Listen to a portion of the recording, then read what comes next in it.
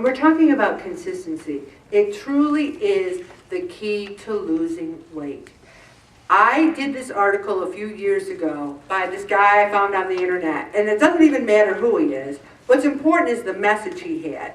He was 100 pounds overweight. His health was beginning to suffer. He went to the doctors, and what was he thinking in that waiting room? Maybe it's my thyroid. Maybe there's a magic pill. Maybe I can take shots and I can be thin. And he came up with all these reasons and excuses and all these reasons why he was 100 pounds overweight. And then when he's finally done with the examination, the doctor said, well, you're 100 pounds overweight because you eat too much and exercise too little. And the guy's sitting there going, well, I kind of knew that. So then he says to the doctor, well, give me a diet. Put me on a diet that'll work, that I can lose the weight. And the doctor said, I'll put you on a diet. It's called Don't Eat Too Much and Exercise Every Day diet. And whoever this doctor is, I could not agree with him more. If you're on a low-carb diet, it's working for you consistently over time, I'm like, great. If you drink Thai tea in the morning and have a hard-boiled egg and it's working for you, great. I don't tell you, I shouldn't tell you, if you're starving yourself, I will say, you're not having enough food.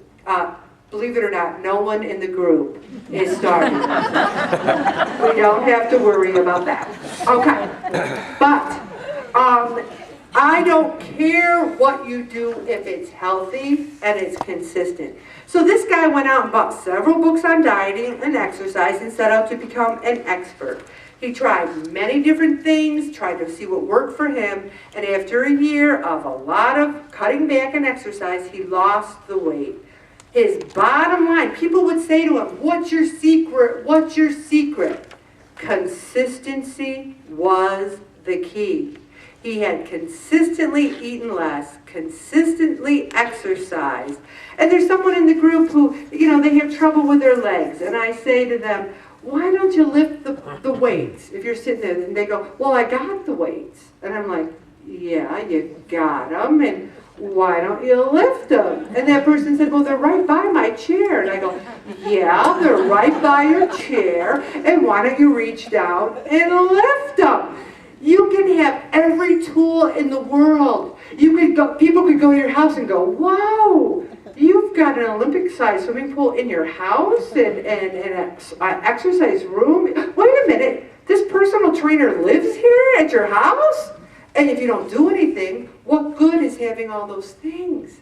How many gym memberships are defunct because you don't go? How many times do you stand there when you could be moving and moving? This guy, whoever he is, J.L. Smith, you're a genius, wherever you are, don't eat too much and exercise every day. And remember the 3 magic words that we learned last week, the key. No, thank you. Someone said tonight, I went out last night and someone made me have pizza and cake. I envision, now the gun act isn't really in effect yet, so I envision an AK-47. You will eat the pizza and the cake. I don't know about you, but I don't know who can make you eat anything. Maybe your mother, but we're getting a little older, maybe we can take care of that. You have to learn to say, no thank you. Okay, then we're talking about consistency some more. What in your life did you accomplish without consistent effort? When I went to college, I went to Lemoyne College. I was from Elmira Heights, New York. I thought I died and went to heaven. I thought Syracuse was like New York City. This is the best school, the best town. And there were kids, and all they did was party and not go to classes. And you know what's interesting about those kids who partied and didn't go to classes? They weren't paying. Their mothers were paying. I was working 10 jobs. I was working in the cafeteria. I was cleaning the bathroom. I was checking out books in the library. I was ironing ladies' clothes. I was babysitting. Yeah, I like to have a good time, but I was paying. I was consistently a good student at Lemoyne. I consistently went to class, and I graduated high in my class, and I've been a productive member of society. did I use those same skills to consistently be healthy? No. I knew those skills. I knew if you worked hard, if you put your nose to the grindstone, because I was always last. Do you know how many times I said, I'm so tired, I'm so stressed. Just today, I'll eat bad and I'll be good tomorrow. I did it for 45 years or however long. It wasn't until I used those same skills, and I had the skills all along. God didn't come down with a magic wand. You will now have special skills that you didn't possess before 2008. I had the skills. I just didn't apply them to this area of my life. And then here's the ubiquitous tips. How many times are you going to hear about having breakfast, lunch, and dinner? And some people need to have little meals throughout the day. Consistent meal sizes. If you're having a yogurt for breakfast and you're having plain turkey for lunch and you're having a 8-course meal for dinner, it's not good for you. Your body will hang on to it. 3 times a week, you should do 20 minutes of exercise. I say to you people who have no, try 10 minutes once. 10 minutes. I want to see your logs say, Wednesday, 10 minutes. You know what that's called, everybody? A start.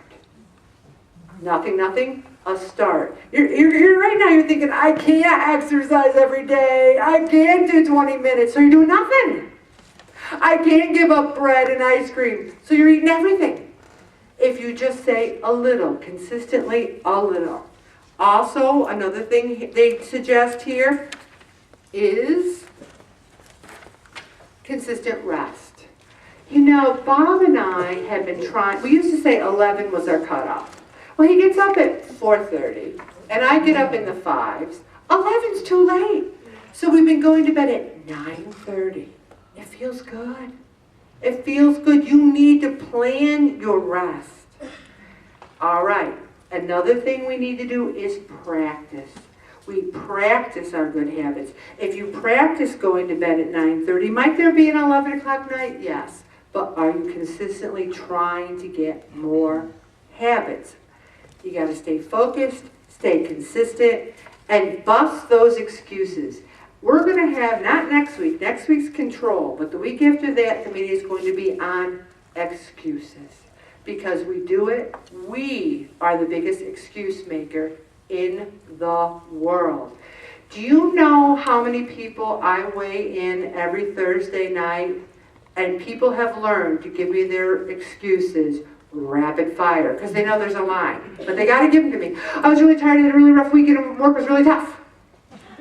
Okay. My family was out of town. We went out to dinner 3 times, and they made me eat filet mignon and lobster and butter and all that stuff. Okay. Every week. Now the people, and I can go around duck, duck, goose, they just stand, they take their own medicine. I did it, I own it, no excuses. I'm proud of them. Because what do excuses do? They make you feel better. Bless me, Father, for I have sinned. I robbed the liquor store, but the rent was due. I needed the money. My mother doesn't support me. She cares about my brother more than me. You robbed the liquor store. The bottom line is you have to take accountability. I'm going to stop right there, Bob.